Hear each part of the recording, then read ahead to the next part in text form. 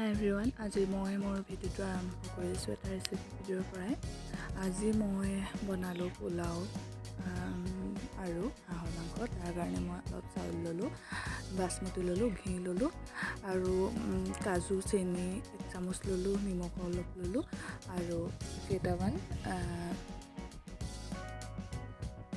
কেইটামান ল'লোঁ লং ইলাচি তেনেকৈ ল'লোঁ। মোৰ ওচৰত খিচমিচ নাছিলে, সেইকাৰণে মই খিচমিচৰ সলনি দুটা সৰু সৰুকৈ কাটি লোৱা খেজুৰ লৈ ল'লোঁ আৰু তাৰপাছতে মই এনেকৈ কুকাৰটো গেছত উঠাই দিলোঁ আৰু তাৰপাছত 1 চামুচ ঘি দি দিলোঁ আৰু ঘিখিনি মই গৰম হ'ব দিলোঁ। তাতে দুখিলা তেজপাত দিলোঁ। তেজপাতখিনি দিয়াৰ পাছতে মই দিলোঁ 4টা ইলাচি আৰু 4টা লং দিলোঁ আৰু সেইখিনি মই ভাজিলোঁ অলপ টাইম। অলপ সলনি হ'বৰ কাৰণে ভাজিলোঁ। আচলতে পোলাও সকলোৱে বনাব জানে, কিন্তু মই কেনেকৈ বনালোঁ আপোনালোকক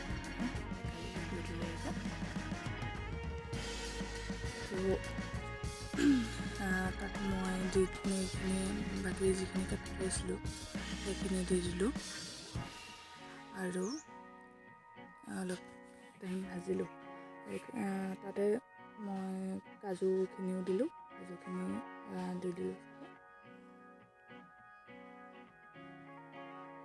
গোটেইখিনি কাজু দি দিলোঁ আৰু কালাৰটো অলপ চেঞ্জ হ'ব কাৰণে দিলোঁ।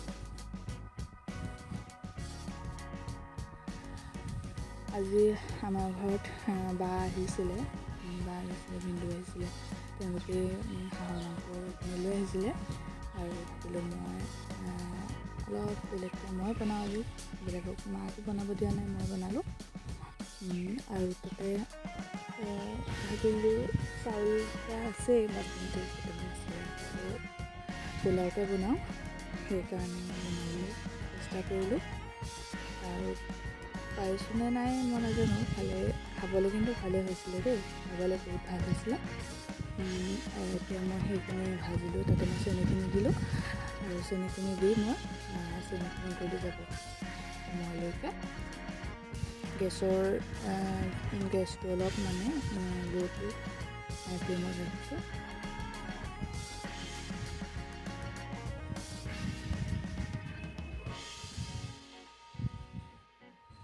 এতিয়া মই ইয়াতে দি দিম চাউলখিনি ধুই মই অলপ টাইম ভালকৈ পানীখিনি যোৱাকৈ থৈ দিছিলোঁ আৰু তাতে মই চাউলখিনি দি দিলোঁ আৰু চাউলখিনি দি মই ভালকৈ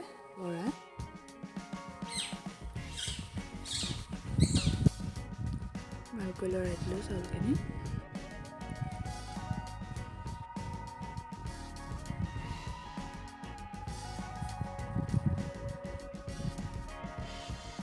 আৰু চাউলখিনি ভালকৈ লৰাই দিয়াৰ পাছতে মই কুকাৰটো ঢাকন মাৰি ধুনীয়াকৈ কাপোৰখন মাৰি থৈ এটা হুইচেল দিয়ালৈকে থৈ দিলোঁ আৰু পানী দিলোঁ তলতে। পানীখিনি মই জোখমতে দিছোঁ,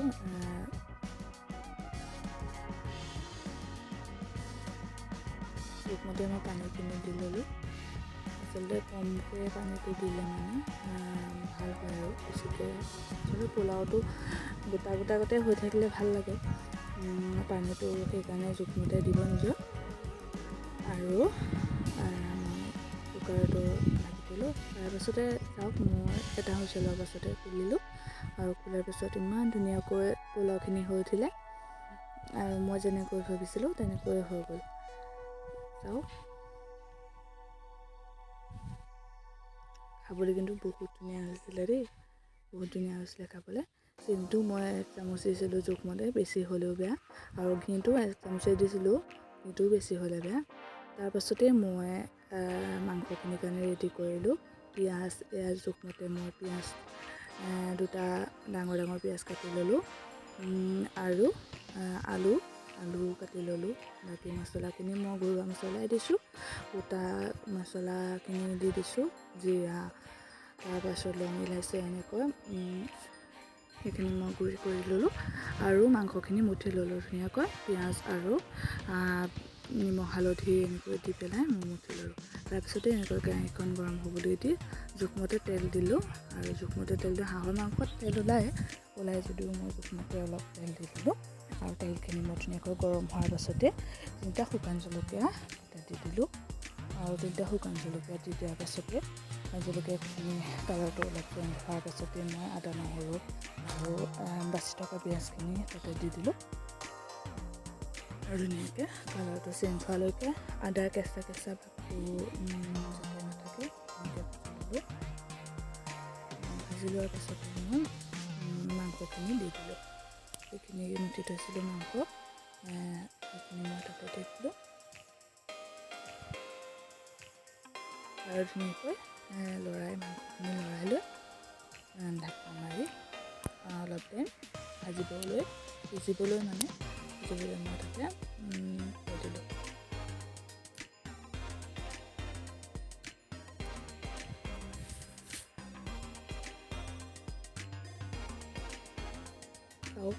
ভিডিঅ'টো মই আগতেই কৰিছোঁ বাৰু আৰু সময় পোৱা নাছিলোঁ ভিডিঅ'টো আপলোড দিবলৈ আৰু আজি দিলোঁ তাৰপিছতে মই অলপ টাইম ভাজাৰ পাছত আকৌ ঢাকনা খুলি লৈ আকৌ মই লৰাই দিলোঁ অলপ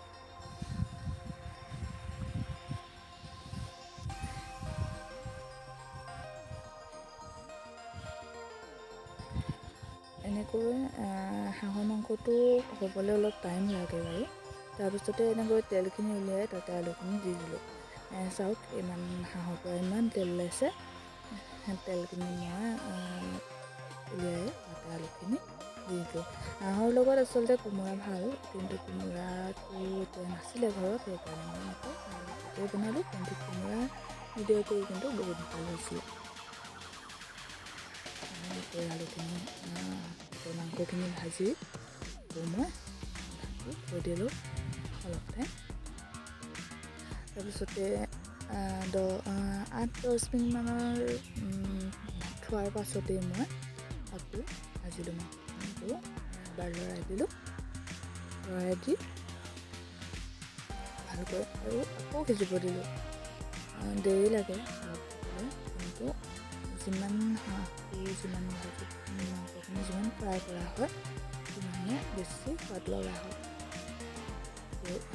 এনেকৈ মই কৰাৰ পাছতে অকণমান পানী দিলোঁ সিজিবলৈ আলুখিনি সিজিবলৈ অলপমান পানী দিলোঁ আৰু পানীখিনি দিয়াৰ পাছতে যেতিয়া সিজিলে অলপ টাইম সিজাৰ পাছত মোৰ মাংসখিনি হৈ উঠিলে ধুনীয়াকৈ আৰু এনেকৈ সকলোৱে খাবজনে বনাব জানে কিন্তু মই মোৰ পদ্ধতিৰে দিলোঁ আৰু মই বেছি মছলা ব্যৱহাৰ নকৰোঁ কিন্তু অকণমান এভৰিডে ৰেড চিলি মিট মছলা আৰু চিকেন মছলা এইখিনি অকণমান দিছোঁ বেছি দিয়া নাই সেইখিনি অলপ দিম বাকী মই খুন্দি থোৱা যিখিনি জালুক আছিলে আৰু ইলাইচি লং সেইখিনি আছিলে আৰু সেইখিনি দি দিলোঁ ইয়াতে গোটেইখিনি মই দি লৈ ভালকৈ আকৌ মাংসখিনি ভাজিবলৈ দিলোঁ চাওক পানীটো কমি গৈছেগৈ আলুখিনি সিজিছে তাতে মই ধনিয়া কেইটামান দি দিলোঁ আমাৰ ঘৰতে বাৰীতে হয়তো যিহেতু ধনিয়া আছে সেইকাৰণে চিন্তাও নাইকিয়া বজাৰৰ পৰাও আনিবলৈ নাই ঘৰৰ পৰাই এনেকৈ ধনিয়াখিনি ধুনীয়াকৈ কাটি ওপৰত দি দিলোঁ ধনিয়াটো দিলে কেঁচা ধনিয়াটো দিলে গোন্ধটোও ভাল লাগে মাংসৰ খায়ো ভাল লাগে সেইকাৰণে দি দিলোঁ ধনিয়াখিনি আৰু মোৰ মাংস ৰেডি হৈ গ'ল পোলাও সৈতে আজি ভিডিঅ'টো ইমানেই তেনেকুৱা লাগিলে ভাল লাগিলে যদি লাইক কমেণ্ট এণ্ড শ্বেয়াৰ কৰিবলৈ নাপাহৰিব